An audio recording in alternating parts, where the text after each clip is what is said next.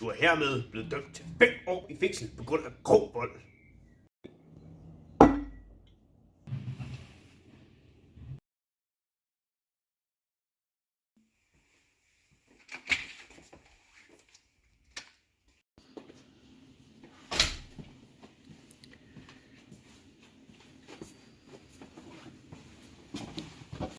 Halløj.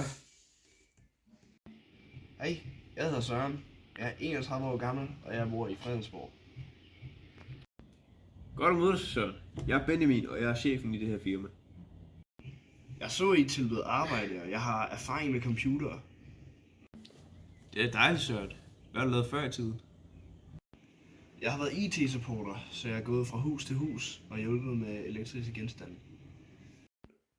Søren, der står her, at du har siddet i fængsel i 5 år på grund af grov vold. Ja, det har jeg.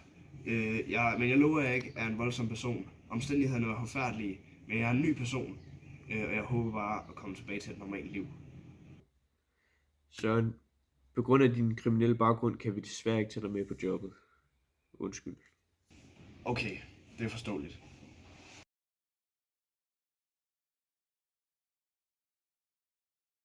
Vi kan desværre ikke give dig jobbet her grundet din fortid, men vi håber på jobbet her, at du kan finde et godt og nyttigt sted. Men det bliver desværre ikke her. Nej, du får ikke jobbet. Nej! Ligner vi nogen, der gider have en kriminel her? De er fucking kriminelle svin!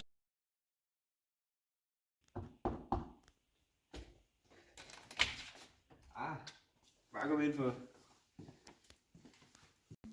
Ja, altså jeg har haft et bøvl med min stikkontakt. Den er virkelig, altså den brænder helt vildt. Ja, så jeg tænkte måske, kunne du lige tage et lille kig på den. Den er heroppe. Bare se, hvad du kan gøre. Jeg går lige hen og laver en kop kaffe til dig. Ja, selvfølgelig.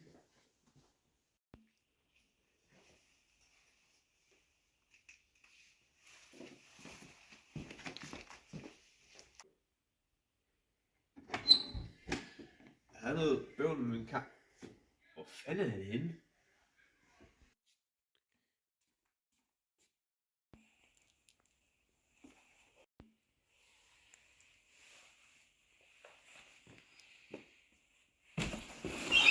Nej, lad nu være. Nej.